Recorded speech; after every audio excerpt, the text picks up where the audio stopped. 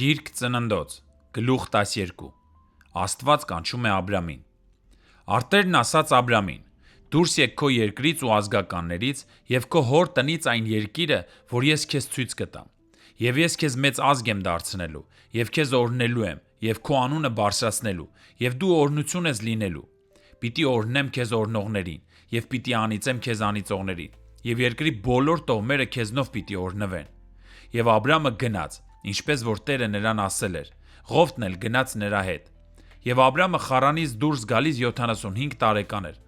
Եվ Աբրամն առավ իր կին Սարային ու իր եղբորորդի Ղովտին և իրենց ամբողջ ունեցվածքը, որ ձեռք էին բերել և Խառանում իրենց ունեցած մարդկանց, և դուրս եկան, որ գնան Քանանի երկիրը, և եկան Քանանի երկիրը։ Եվ Աբրամն այն երկրով անցավ մինչև Սյուքեմ վայրը, մինչև Մորեի դաշտավայրը, և այն ժամանակ այդ երկրում քանանացիներն էին։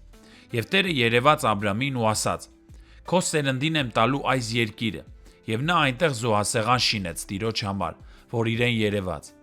Եվ այդտեղից շարժվեց Բեթելի արևելքում գտնվող լեռը, և իր վրանը խփեց, արևմտյան կողմից Բեթելն էր, իսկ արևելյան կողմից Գային։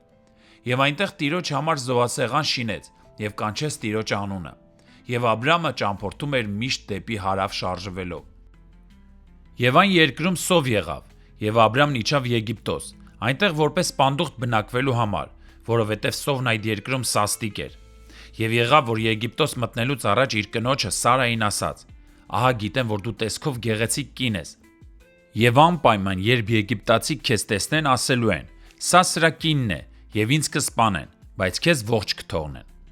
Ասա, որ դու իմ քույրն ես, որպեսզի քո շնորհիվ ինձ համար լավ լինի, և քո շնորհիվ իմ անձն ապրի»։ Եվ եղավ, երբ Աբրամը մտավ Եգիպտոս, եգիպտացիները տեսան, որ այդ կինը շատ գեղեցիկ է։ Եվ փարավոնի իշխաններն էլ տեսան նրան և գովեցին նրան փարավոնի առջև։ Եվ կինը տարվեց փարավոնի տունը։